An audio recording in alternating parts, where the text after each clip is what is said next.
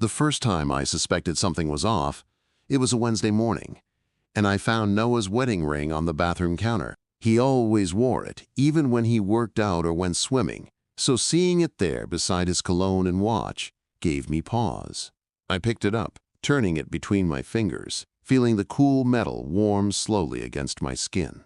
He came out of the shower, towel around his waist, and smiled like nothing was different. "Forgot it again," he said, grabbing it casually and slipping it back on like it hadn't been the first time in 15 years. Before I continue narrating the story of Maren, please consider giving this video a like, share it, and subscribe to the channel. That same day, I noticed the scent on his shirt when I did laundry. Sweet and floral, not my perfume. We'd been married long enough that I could identify every detergent and every fragrance I used around the house. This one was unfamiliar, like a department store perfume sample I hadn't approved of. It clung to the collar like an accusation. My hands paused over the hamper, the fabric pinched between my fingers, and something settled in my chest like a quiet dread. Noah was an insurance executive, meticulous and composed, the kind of man who never missed a meeting or a haircut. But lately, he'd become sloppy in ways that didn't align with the man I knew. Mismatched socks, receipts in his coat pocket, mysterious late meetings at the office that always ended in vague excuses. He was careful, yes, but not careful enough. And the problem with building a life with someone is that you start to see the microscopic shifts before they even know they're changing. He started working late on Tuesdays and Thursdays, claiming an urgent audit was backing everything up. I didn't question it at first. Marriage teaches you to choose your battles, and I had long since stopped counting his hours. But one night I drove by his office on my way home from a canceled dinner with friends and saw the building mostly dark. His car wasn't there, and the security guard at the front didn't recognize me. "Noah Anderson?" I asked, and the guard shook his head, said he hadn't seen him all evening. I went home and waited, my hands folded tightly in my lap, rehearsing how I might ask him without sounding accusatory. When he walked through the door at 9:12 p.m., he looked surprised to see me still awake. "Didn't expect you to wait up," he said, setting down his briefcase like the scene didn't feel like a trap. "Rough night," he added with a tired sigh, heading for the kitchen. I watched him pour himself a glass of wine and felt something unravel inside me, like a thread pulled too far. I didn't confront him that night, or the next, but I started paying attention in a way I hadn't before. I logged the dates and times of his late nights in a small notebook hidden beneath the drawer liners in my vanity. I began checking the credit card statements, noticing charges at restaurants we never visited together. Most of the bills were low enough to escape scrutiny, but patterns emerged. 2 drinks, 1 dessert, sometimes lingerie shops with initials instead of names. And then there was her name, typed into a text preview I saw when his phone lit up during dinner. "I miss you already. Red heart. S." I knew who S was long before I confirmed it. Serena, his secretary of 4 years who always called me Mrs. Anderson with a sweetness that now rang hollow. She was 10 years younger than me, all legs and hair and fake laughter that clung to the air like perfume. I'd seen her leaning too close over his shoulder at company parties, brushing imaginary lint from his jacket, laughing a little too loud at jokes he hadn't earned. Noah always said she was just friendly. I used to believe him. I booked a facial for the following Friday at the spa across the street from their office. I didn't need the facial. I needed a view. I sat in the window seat of the cafe afterward, sipping tea and pretending to scroll my phone. At 5:47 p.m., I saw them leave the building together. Noah with his jacket slung casually over his shoulder, Serena in a pencil skirt and heels, smiling like she knew she'd won. They didn't hold hands, but their bodies angled toward each other in a way that screamed intimacy. They walked to his car, and when she climbed into the passenger seat, I snapped a photo. That night, I printed the picture and slid it into a folder I labeled simply, "Divorce." I wasn't ready to file. Not yet. But I knew where this road led, and I didn't want to be the wife who'd been blindsided. I wasn't hysterical or heartbroken. I was something else entirely. Calculating. They thought I'd be too naive, too trusting, Too much the quiet housewife to see through their performance. They were wrong. Noah started hiding his phone, keeping it on silent, face down on the nightstand. But I noticed when he began showering with it tucked inside his robe pocket, setting it on the sink while he shampooed.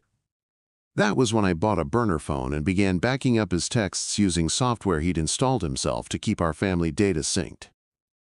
Every photo, every emoji, every "I can't wait until she's out of the picture" message, downloaded and printed. They were building a future together on the assumption I would quietly vanish.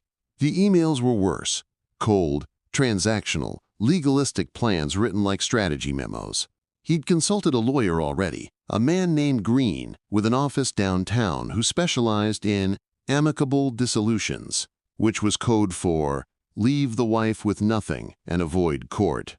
Serena had helped him set the appointments, booking the meetings in the calendar under vague names like client consult and networking lunch. I knew because I watched the emails arrive in real time. Her messages were professional in tone, but laced with flirtation. "Can't wait to see you again throwing kisses," she wrote. Right after forwarding the draft prenup he wanted to propose. When I finally told my sister Ava, she looked at me like I'd grown another head. "You're this calm?" she asked, her voice sharp with disbelief. "I'd be flipping tables." I smiled, something sharp and cold beneath my expression. "I will," I said. "Just not yet." Ava offered to let me stay with her if things got ugly, but I declined with a tight smile and a firm shake of my head. I needed to be inside the house for what I was planning, to keep pretending everything was normal. Noah still kissed my forehead in the mornings and thanked me for dinner at night, unaware I was slowly disassembling the scaffolding of his deception. Each time he told me he loved me, I filed it away like another item in my evidence box. Let him think I was still playing the role of adoring wife. I'd win an Oscar before I was finished. I began attending legal consultations during my lunch breaks, choosing a discreet office on the other side of town. My attorney, Melina Harrow, was a sharp-featured woman with a voice like steel wool and a reputation for gutting dishonest spouses. She read through my folder of evidence with a clinical detachment, nodding occasionally, her pen tapping rhythmically against her legal pad. "He thinks he's clever," she said, flipping to the email transcripts. "But he's sloppy. Good for us, bad for him." Melina advised me to say nothing, do nothing, change nothing, until we had every advantage lined up. She was building my case like an architect, structuring it to collapse on Noah the moment he stepped out of line. "Don't give him a reason to accelerate the divorce," she warned. "He'll push the timeline only if he feels cornered. Your job is to make him think everything is unfolding exactly as he wants." So I began laying the groundwork quietly, like a chess player preparing the final checkmate. I changed the password on my personal email, opened a new checking account, and rerouted my paycheck into it. I made copies of our shared financial records, printing statements in batches and hiding them in an old recipe box beneath the garage freezer. I smiled more at dinner, asked questions about his work, even complimented his new cologne, one I hadn't bought and didn't particularly like. The more convinced he was of my obliviousness, the more confident he became in his betrayal. On the second Tuesday of September, I followed him. He told me he had a late dinner with an out-of-town client, but I watched him walk into the Oakwood Inn with Serena clinging to his arm. She wore a low-cut blouse and walked like she owned him, like she knew she'd already won. I waited until they were seated in the back corner booth, then entered quietly through the bar entrance. I ordered a drink and sat where I could see them in the mirror behind the counter, watching as he brushed her hair from her face with the same hand that still wore our wedding band. The waitress brought them a bottle of red wine, one Noah knew I hated, which he now apparently loved. Serena leaned in close, whispering something that made him laugh, and I imagined the script she was running. Flirt, compliment, promise. He drank it all in, eyes bright with ego and entitlement. I left before dessert, snapping one last photo through the window, catching them mid-laughter, frozen in betrayal. That night, I didn't sleep. I lay in bed beside him while he snored, his breath heavy with wine and guilt, and stared at the ceiling. He was dreaming peacefully while I mapped the final phase of my plan. In the morning, I brewed his coffee just the way he liked it. 2 sugars, no cream, and kissed his cheek before he left. "Have a good meeting," I said, watching him lie with a smile. Melina filed the divorce petition exactly 1 week later, sealed with a temporary restraining order on all major assets. She'd timed it perfectly. Noah was set to fly out for a business retreat that weekend, which we both knew was code for a romantic getaway. The papers would be delivered 2 hours before his flight, freezing his accounts and forcing him to cancel his plans. I imagined Serena at the gate, waiting in her wedge heels and oversized sunglasses, scrolling her phone and wondering where her future went. Timing, Melina had said, is everything. When the papers landed, I was out for a walk with Ava, my phone buzzing with missed calls. The voicemail he left was a masterpiece of confusion and rage. "What the hell, Maren?" he yelled, using my full name for the first time in years. "You blindside me with this like I'm some kind of criminal? We could have handled this like adults."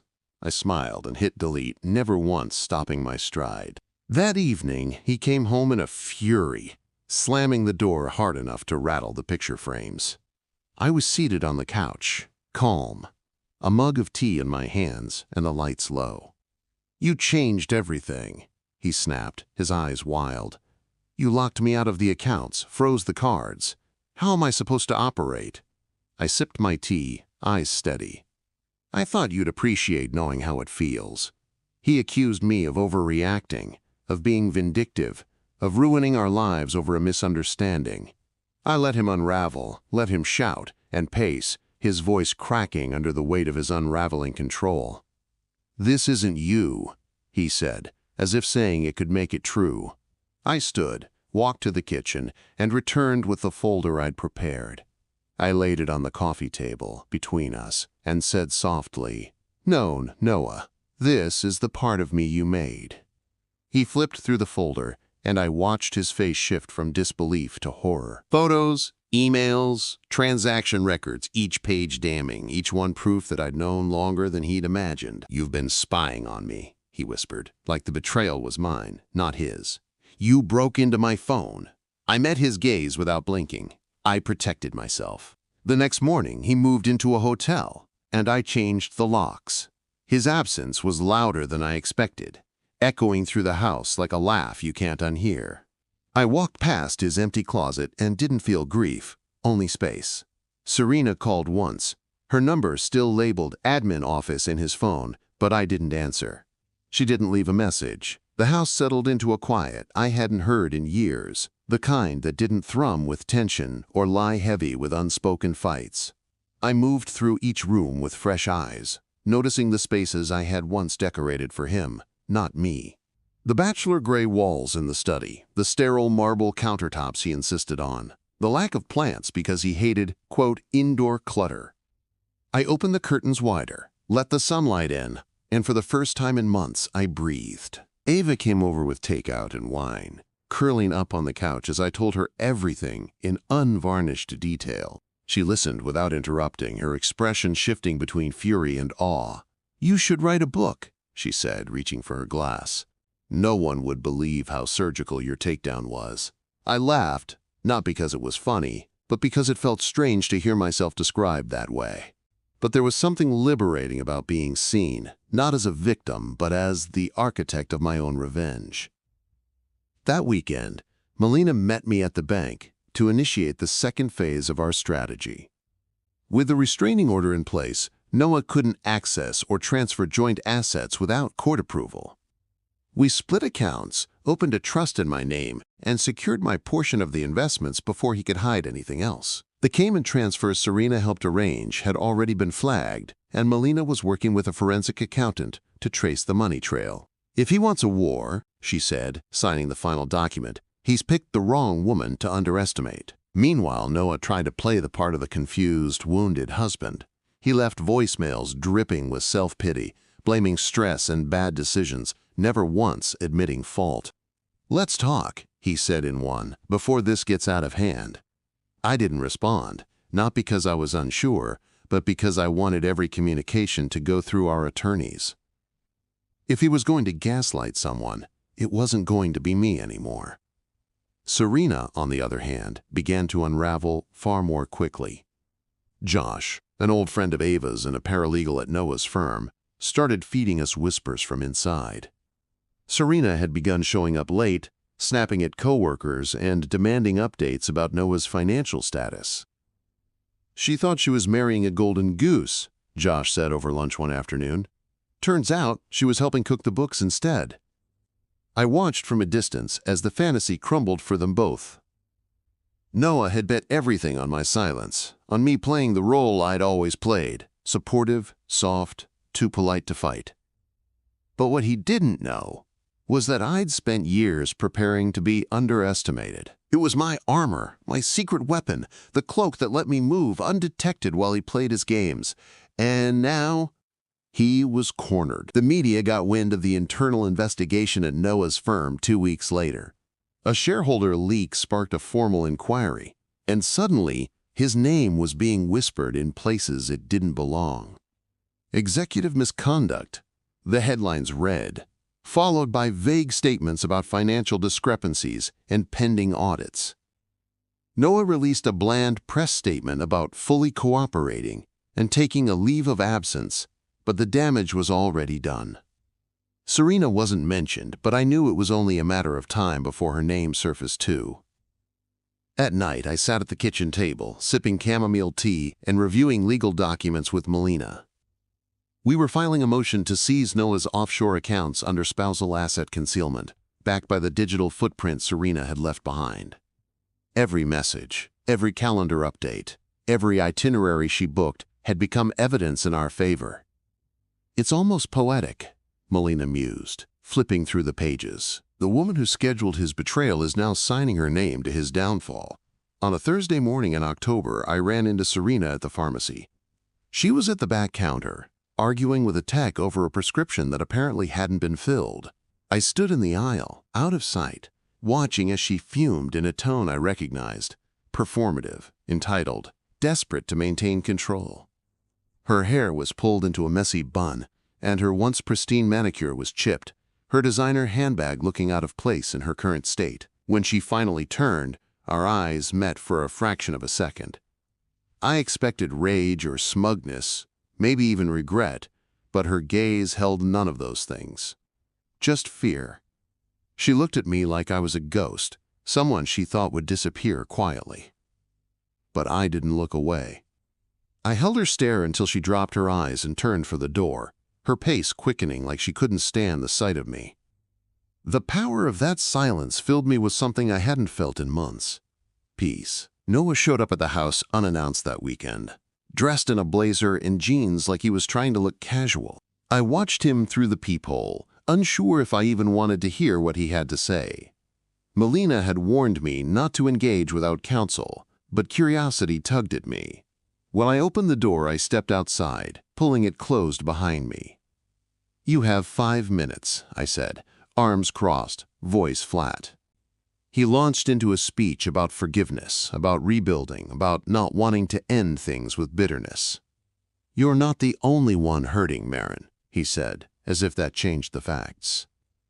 I kept my expression neutral as he spun tales of confusion, stress, and being manipulated by Serena. "She made it easy," he admitted finally, eyes darting around like he expected sympathy. "But I never stopped loving you." That line hit me like static, an empty phrase meant to reset the narrative. I wanted to ask if love included scheming behind my back, siphoning money into offshore accounts, or calling me a liability in emails. Instead, I said nothing, let him flounder in the silence of his own undoing. "I just want to fix things," he added quietly, the bravado finally fading. I almost pitied him, but I'd learned the hard way not to trust men who beg for grace only after they've been caught. "Goodbye, Noah," I said, turning back toward the door. "Your attorney knows how to reach mine." As I stepped inside, I heard him sigh, long and hollow, like a man exhaling the last breath of his illusions. I didn't watch him leave. Some scenes don't deserve an encore. By November, the divorce proceedings were well underway. and Noah's once confident posture began to sag under the weight of consequences. His legal team had tried to stall, to intimidate, to question the validity of the evidence Melina presented, but nothing stuck. The judge had granted a motion to freeze assets under suspicion of concealment, and every document Serena had touched now worked against them both. I watched from across the courtroom, silent and composed, while Noah whispered furiously with his lawyer. He kept glancing at me like I might change my mind, like I might still be the woman who once fought to protect him. I wasn't that woman anymore, and he was finally beginning to understand it. After court, Ava and I grabbed coffee, and she couldn't stop smiling. "Do you realize how legendary this is?" she said, grinning over her cappuccino. "You're dismantling him brick by brick, and you haven't even raised your voice." I stirred my drink, feeling the satisfaction settle low in my chest like a steady hum. Melina called the next day to tell me Serena had officially been named in the financial misconduct case. Her signature had been found on 2 internal documents authorizing unauthorized wire transfers, and the firm's board had no choice but to suspend her indefinitely. "She won't go to prison if she cooperates," Melina said, "but her career's over." I didn't celebrate, not exactly. It wasn't joy I felt watching Serena fall, just a quiet acknowledgement that this was always inevitable. She'd tied herself to Noah's sinking ship, and now she was going down with it. The media coverage intensified as the firm initiated a full audit, drawing attention from local financial watchdogs. Noah tried to spin the narrative through his attorney, blaming poor oversight and vague, quote, clerical errors, but the paper trail didn't lie. Josh, our quiet ally still working inside the company, continued feeding Melina anonymous updates that helped shape our legal strategy. "He's flailing," Josh said during one of our weekly calls, lashing out at the team, micromanaging projects he never cared about before, and making enemies faster than friends. Josh had become my unexpected anchor in the storm, steady and reliable in a way that unsettled me at first. We weren't friends, not exactly, but there was a rhythm to our collaboration that made me feel understood. He never asked invasive questions, never pushed past what I offered, just gave support with a clarity that reminded me what it felt like to be respected. One day, after reviewing a set of documents, he said softly, "You've already won, you know. The rest is just cleanup." I didn't reply, but I held those words close. Noah's attempts to reach me grew more desperate, escalating from apologetic voicemails to handwritten letters left on the porch. Each one was more dramatic than the last. Pleas for mercy, for understanding, for one more chance to make things right. He still didn't grasp that I wasn't after revenge for the sake of destruction. I was reclaiming the life he'd tried to erase. In one letter, he wrote that he missed my laugh, the smell of my shampoo, the sound of my heels in the hallway. I read it once, then dropped it into the fireplace and watched the flames turn his nostalgia to ash. The house felt lighter without him, every drawer and corner now mine to fill with whatever I chose. I redecorated the study first, painting over the dreary gray with a warm almond cream and filling the shelves with books I loved instead of business manuals I'd never read. The framed photo of us at our 10th anniversary dinner, once proudly displayed on the mantel, was replaced by a landscape painting I found at a weekend art fair. I let myself feel the sadness when it came, but it never stayed long. There was too much clarity now, too much purpose. Thanksgiving arrived, and for the first time in years I hosted. Ava brought dessert, our cousins filled the kitchen, and the air buzzed with laughter, music, and stories that had nothing to do with betrayal. No one asked about Noah, and I didn't offer updates. The only time I thought about him was when I caught myself slicing sweet potatoes with a knife he'd given me our first Christmas together. I set it aside and used a different one, not out of spite, but because I wanted no part of him in my joy. December brought the settlement conference, a pivotal moment designed to avoid trial but still extract resolution. Noah arrived with 3 attorneys and a folder of revised offers, none of which reflected what he truly owed me. Melina dismantled every line item with the cold efficiency of a surgeon, rejecting each attempt to lowball or misdirect. "She's not asking for more than her fair share," she told the mediator, "but she's not walking away with less either." At one point, Noah leaned across the table and said, "We used to be a team, Maren." I met his gaze, held it for a long moment, and replied, "Then you should have remembered that before you brought someone else onto the field." He blinked, caught off guard by the bluntness he never thought me capable of. The mediator cleared her throat, resetting the conversation, but the shift had already happened. From that moment on, Noah stopped pretending to be remorseful and started bargaining like a man trying to escape a burning house. Eventually, we reached terms. Terms Melina crafted with precision, ensuring every asset traced back to me was protected and every lie Noah told had a cost. The judge still needed to approve it, but the battle itself was finished. When we walked out of the building, snow had begun to fall, dusting the sidewalk in white. Ava met me at the curb, her arms open, her face bright with pride. "You did it," she whispered, hugging me tight. "You really did it." The final hearing was scheduled for the second week of January, a fittingly cold day for the closing chapter of a frozen marriage. I wore a slate blue coat, understated but tailored, with a scarf Ava had knitted the winter Noah forgot my birthday.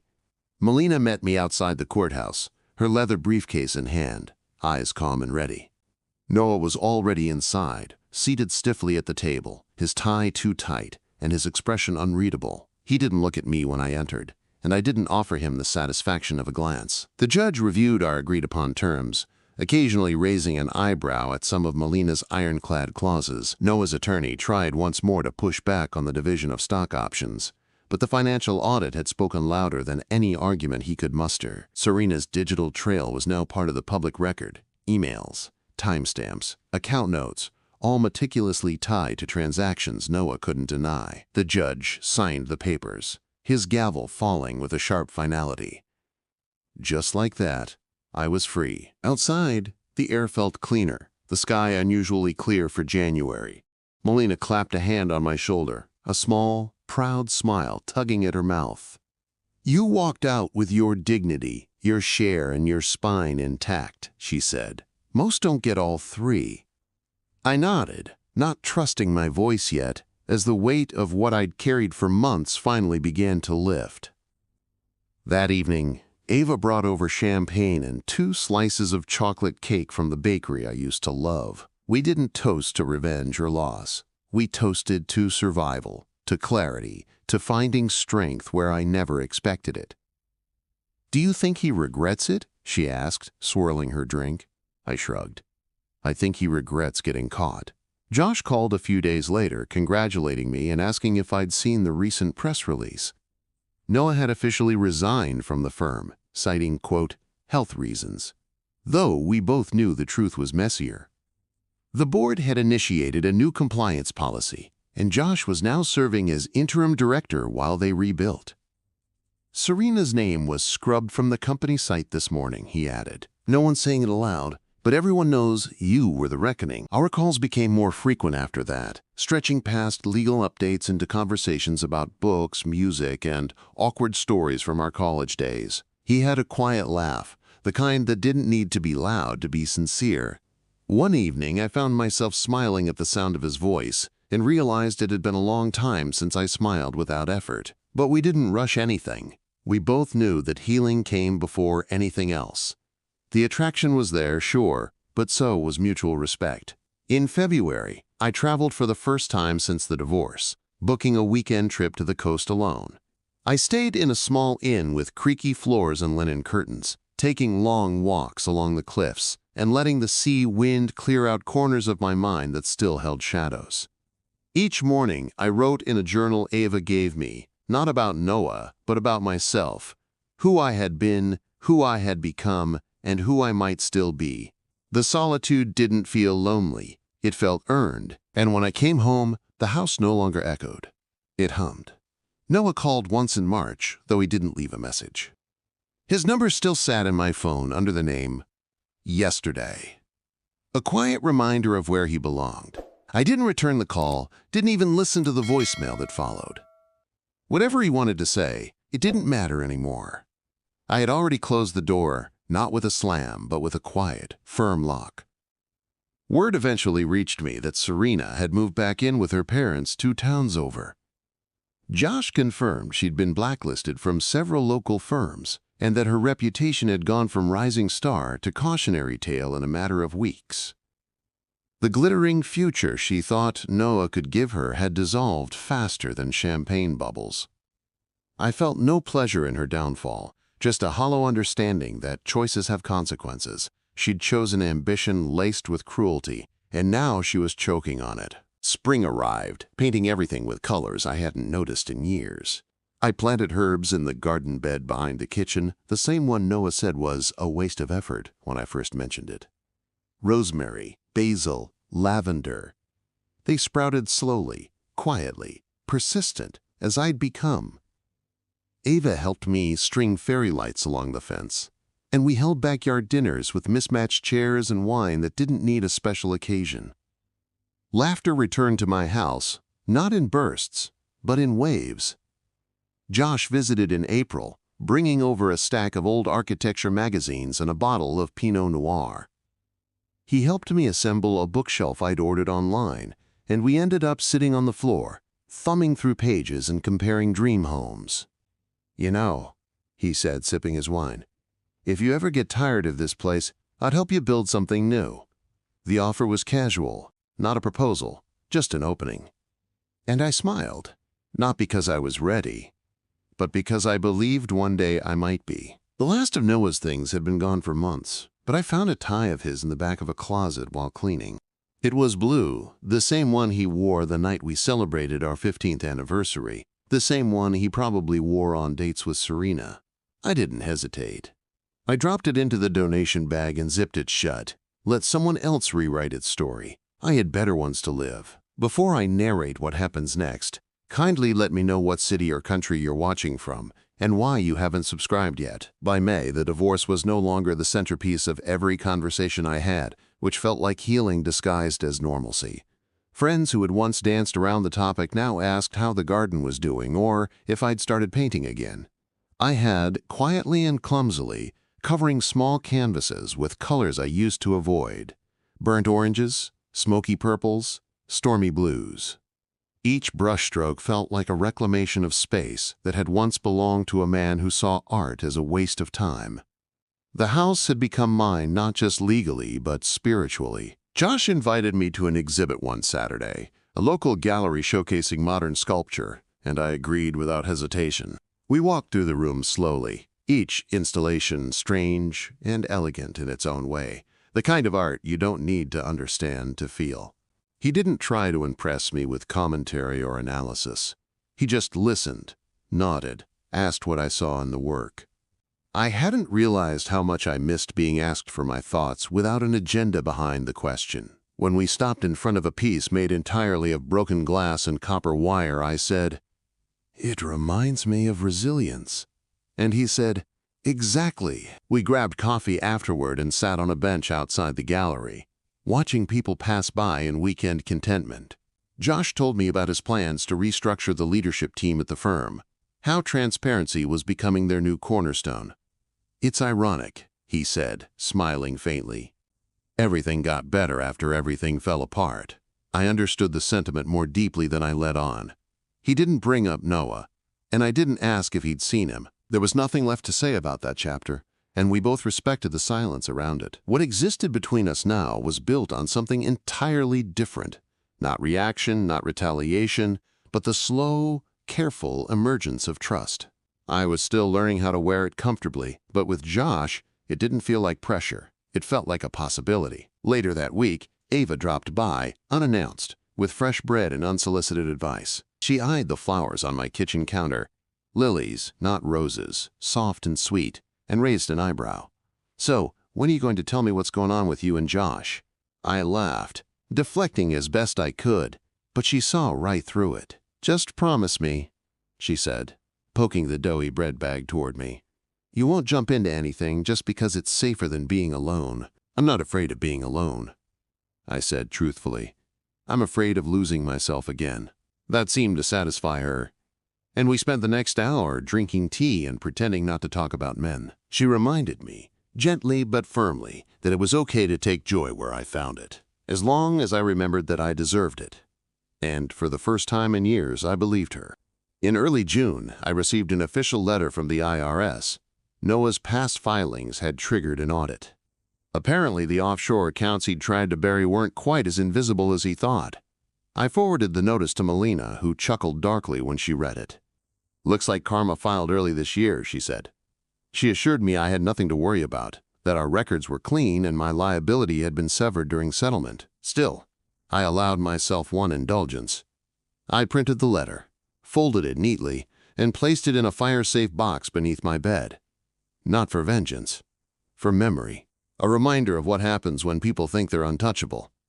Serena's name came up again in passing during a conversation with Josh. He mentioned that she had been subpoenaed for a deposition in a related civil case involving mismanaged company funds. "She's cooperating," he added, with a trace of disbelief. "Looks like she's finally realizing Noah wasn't worth the fall." I didn't ask for details. I didn't need to. I knew how it felt to wake up one day and realize the person you trusted most had been a mirage.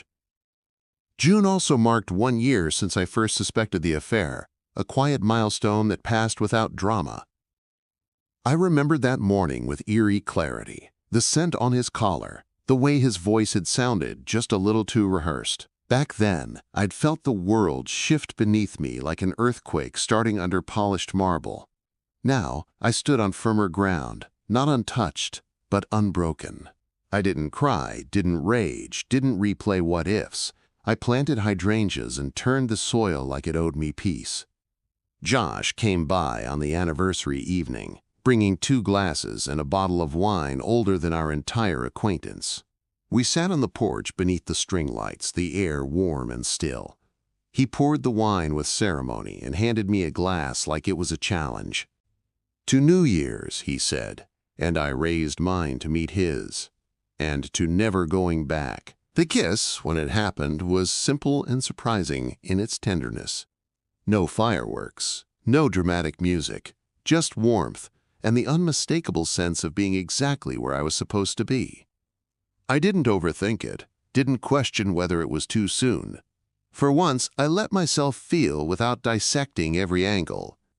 And when he left that night, there was no talk of labels, no promises, just a smile that lingered after the door closed.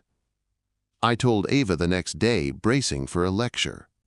Instead, she just hugged me and whispered, "About damn time." She didn't ask for details, and I didn't offer them. Some things didn't need explanation between sisters. She could see it in my face. That, for the first time in a long while, I wasn't just surviving anymore. Summer unfolded in slow, golden layers, each week stretching out with a kind of quiet luxury I hadn't felt in years. I started going to the Saturday farmers market, learning the names of the vendors, sampling honey, and buying flowers that had no purpose other than being beautiful. My mornings became sacred. Coffee on the porch, bare feet in the dew, a book open to the breeze.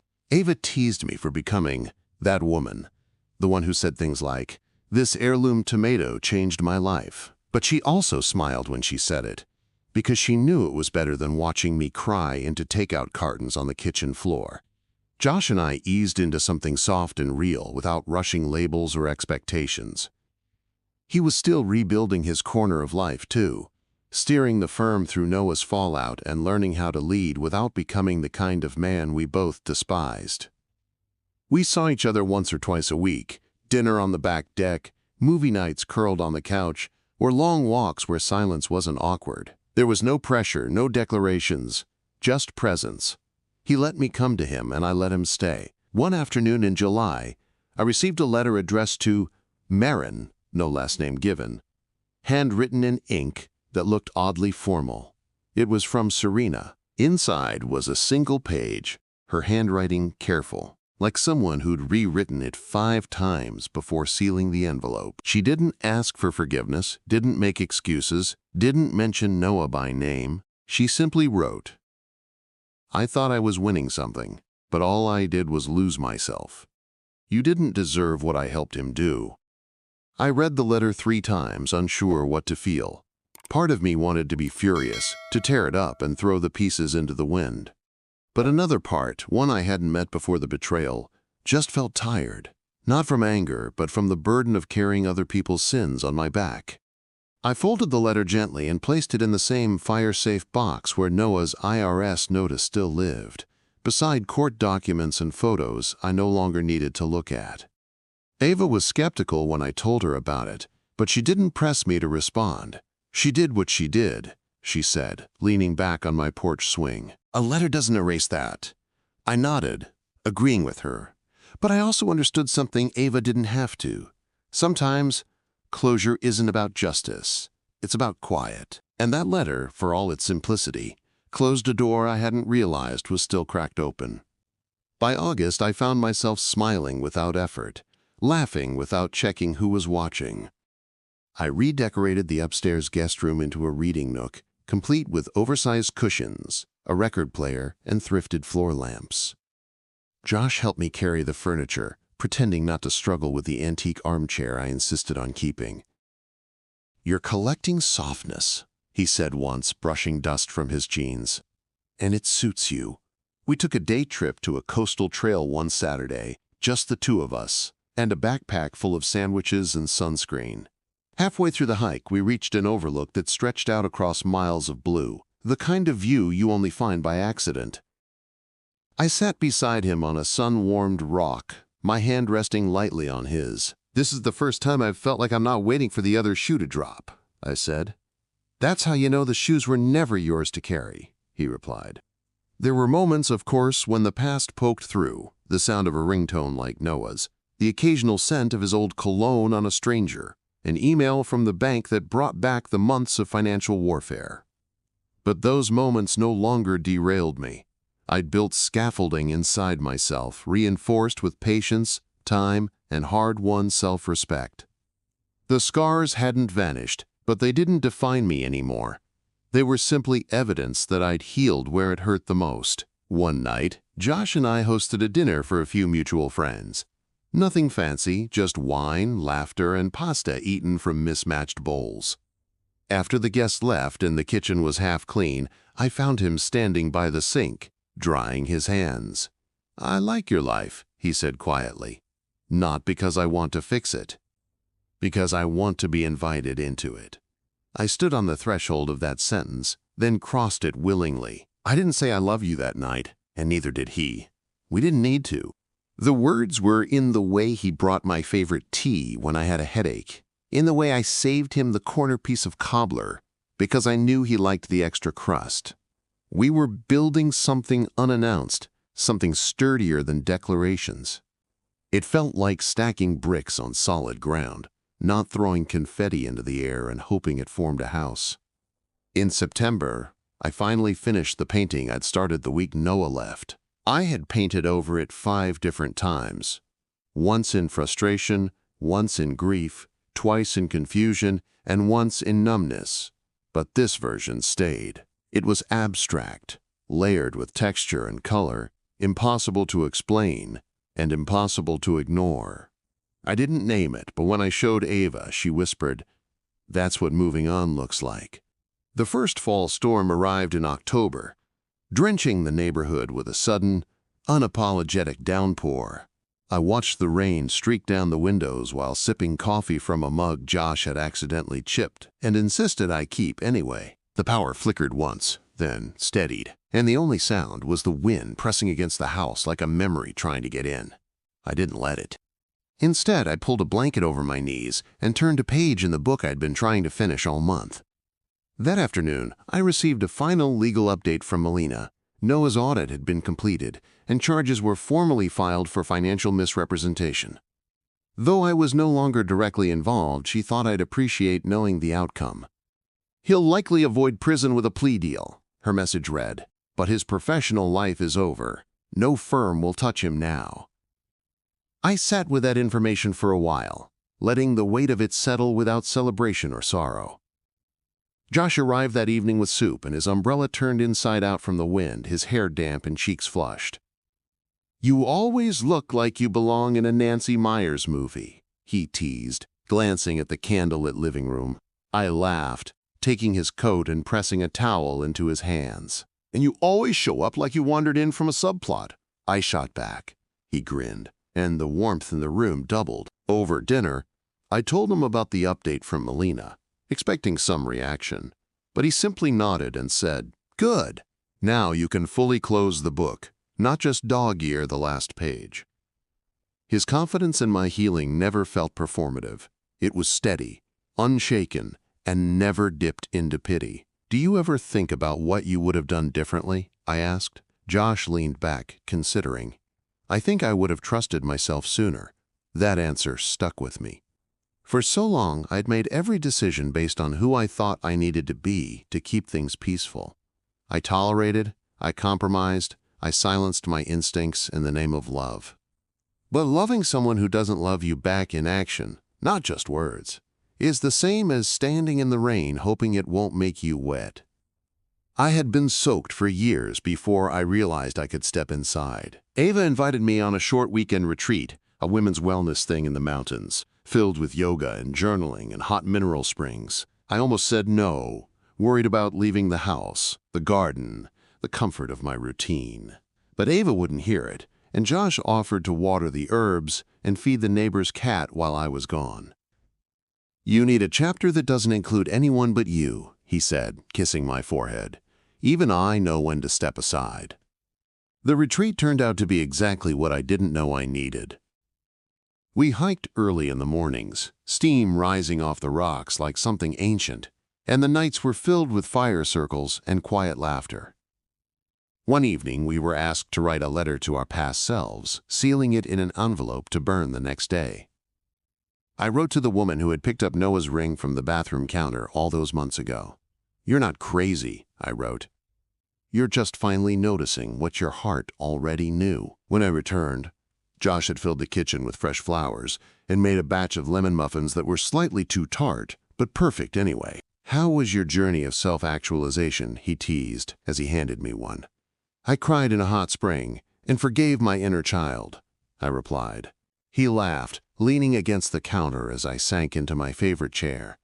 The house smelled like vanilla and peace. We didn't talk about the future much, not because we were afraid, but because we weren't rushing to get there.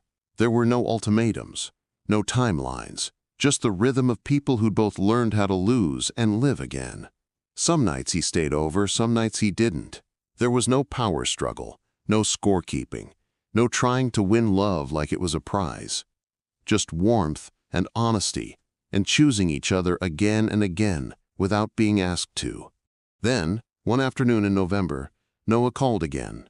I watched the phone ring until it stopped, his name still labeled, yesterday, as it had been since the day the truth came crashing in.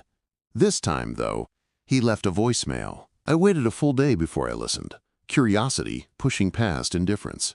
His voice was quiet, tired, not with the performative grief he once mastered, but with something that sounded genuinely weathered. He said he was moving out of state, had taken a consulting job far from anyone who knew his name. He didn't ask for anything, not forgiveness, not understanding. He just wanted me to know that he was leaving, and that in some distant way he hoped I found happiness beyond what he'd taken. "I was wrong," he said near the end. "Not just in what I did, in thinking you'd stay the same while I changed." I didn't save the voicemail, didn't respond. There was nothing left to say. We had lived an entire lifetime inside a lie, and now he was finally walking out of its shadow. The difference was, I had walked out first, and never looked back. December came in quietly, all soft winds and silver skies, the kind of weather that asked you to slow down and listen.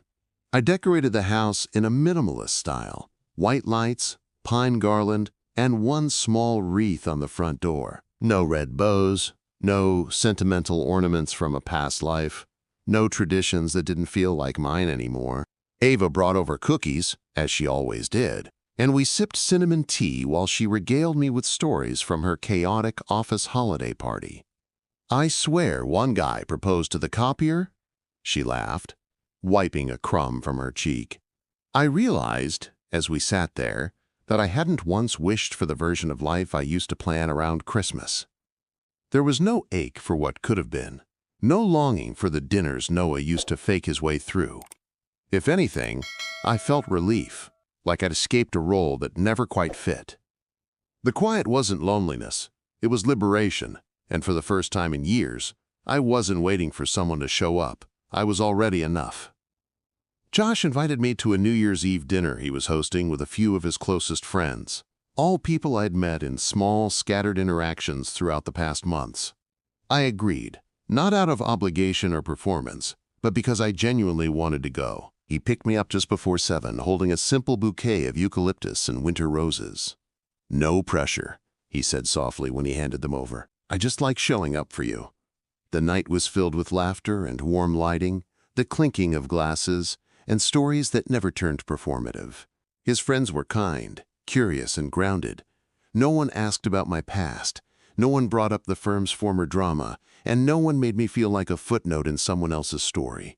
At midnight, with confetti in our hair and champagne on our breath, Josh kissed me gently, not for show, but because it felt like the right moment to seal a year that had rewritten everything. "To new foundations," he whispered. I nodded, resting my forehead against his. We walked home in the early hours, arms linked, the cold biting at our fingers, but not enough to make us rush. I told him about the letter from Noah, the voicemail, the move, everything I hadn't mentioned before. Josh didn't flinch, didn't interject. He just listened. When I finished, he said only, "You deserved closure, not contact." Sounds like you finally got one without needing the other. That stuck with me the entire next day, especially as I took down the lights and packed away what little seasonal decor I'd allowed. I wasn't grieving the holidays. I was moving forward from them. And this year, I had memories that didn't feel like they belonged to someone else's life. Josh had started keeping a few things at my house: a toothbrush, an extra sweater, a favorite coffee blend. Nothing invasive, just enough to suggest he wasn't afraid to take up space anymore. By mid-January, I was officially signed up for a night course in creative writing at the community center, something I hadn't done since college.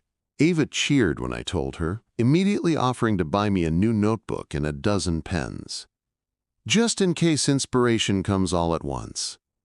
Josh said he wanted to read everything I wrote, even if it was terrible. "Especially if it's terrible," he joked. "Because that means you're trying, without needing it to be perfect." The first night of class, I was nervous, not because I thought I'd fail, but because it felt like announcing myself to a new version of the world. We introduced ourselves, shared snippets of what we wanted to write, and I realized every woman in that room was there for a reason no one else could see. I said I wanted to write about change, about what it costs and what it gives back. The instructor smiled knowingly. "That's where the best stories live," she said. Right in the middle of the wreckage and the rebuild. Each week, I found myself looking forward to the class like it was a secret meeting with a former self. Not the woman who had trusted blindly, not the one who had hidden behind politeness, but the one who was slowly blooming through discomfort. One assignment asked us to write a letter to someone who would never read it. I wrote to myself, the version of me who had stood frozen in the kitchen with a crumpled receipt in one hand and a lie still warm in the air. I read it aloud on the final night of class, and when I finished, no one clapped, no one broke the silence. That was the magic of it. Just shared breath in a quiet room, people who understood without needing every detail. I left with my pages pressed close to my chest, and my heart beating steady, certain. Josh met me at the car afterward, handing me a warm drink and kissing my cheek before I could say a word. "I know that look," he said. "That's the look of someone who just gave a piece of themselves away and realized they're still whole." I smiled, tucking my hair behind my ear. "I think I'm finally done rewriting the past." He squeezed my hand gently. "Good. It's time to start writing what comes next." March crept in on the heels of thawing snow and early crocuses, and I found myself drawn more and more to quiet moments. The garden was beginning to wake up, green shoots poking through the soil I'd tended in grief, now soft with something like joy.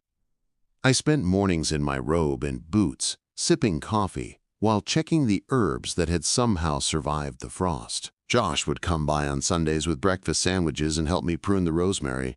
both of us smelling faintly like sunlight and eggs. Ava called it domestic bliss, but I just called it peace. It wasn't perfect. Not every day was effortless, not every emotion tidy, but it was mine. There were still occasional shadows, dreams where I was back in the courtroom, or where Noah's voice echoed in my ears with sweetened venom. But I'd learned how to wake from them without panic, how to remind myself that I was safe now, safe and smarter, and finally, entirely whole. My house no longer felt like a place where betrayal had lived. It felt like a home I'd earned, inch by inch. One afternoon, I received an invitation in the mail from the community center, hosting the writing class. They were assembling a small anthology of student work and asked if I'd contribute. I hesitated for a full day before deciding to send in the piece I'd read aloud on the final night. My letter to myself, the woman who hadn't yet realized what survival would cost and give back. I changed nothing. I wanted her words, in all their raw truth, to stand exactly as they were. When I told Josh about the submission, he grinned like I'd told him I'd published a novel. "Can I be the first one to read it in print?" he asked. "Only if you promise not to make grammar notes in the margins." I teased. He held up his hands, mock offended. "No red pens, just pride." April brought with it an unexpected visit from a distant cousin I hadn't seen since the early days of my marriage. She'd heard whispers through the family grapevine and wanted to check on me, unsure of what she might find. "You look lighter," she said cautiously, sipping iced tea on my porch. I smiled, nodding. "Turns out you can let go of the anchor and still stay grounded." We talked for an hour, mostly about mundane things. Her new job, my favorite bakery, how the neighborhood had changed. But as she was leaving, she paused at the edge of the walkway, keys jangling in her hand. "I thought you'd be bitter," she admitted, "after everything." I shook my head gently.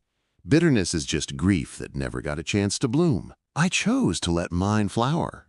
Josh and I took a short trip in May, driving up the coast to a small town known for its lighthouses and bookstores. We stayed in a modest inn, with creaky floors and warm pastries delivered in a basket each morning. One night, as we walked the rocky shoreline, he slipped his hand into mine and said, "You know, I never thought I'd get to feel this again." I squeezed his fingers. "Me neither. And I'm not in a hurry to label it. I just want to keep choosing it." He didn't propose. I didn't expect him to. There were no timelines, no rush to define the next step in bullet points or milestones. We were both rebuilding, and the joy came not from rushing forward, but from savoring where we were. It was a different kind of love, one that didn't ask me to disappear to make room for someone else.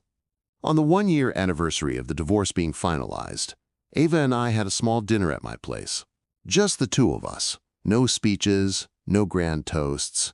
Just the gentle celebration of everything that didn't destroy me. "You know," she said as she washed dishes afterward, "I think you taught me more than any therapist ever could." I chuckled. Was it my devastating monologues or my impeccable wine pairing skills? She rolled her eyes.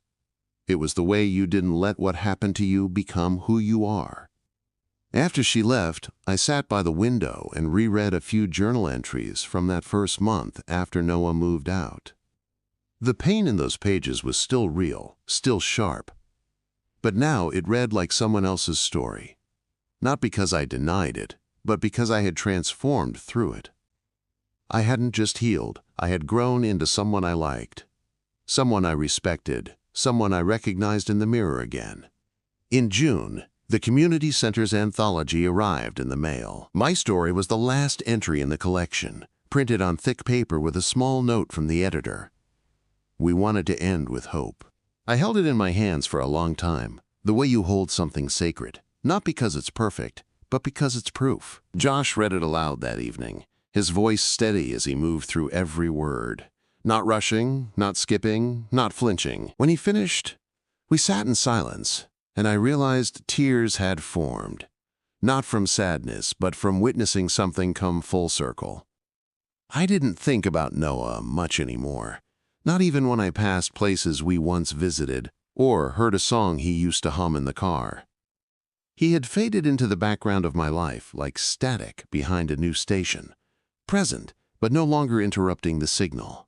I wished him nothing, which was the purest kind of peace.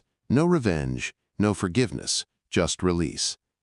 He was a chapter, and I had written many more since. One evening, while pruning the lavender bush in the backyard, I realized I wasn't waiting for the next catastrophe, or heartbreak, or surprise. I wasn't bracing for pain disguised as love. I wasn't even chasing happiness. I was living. And that, finally, was enough. Thank you for listening to Maren's story. If you're yet to subscribe, please consider doing so before watching another story on the channel.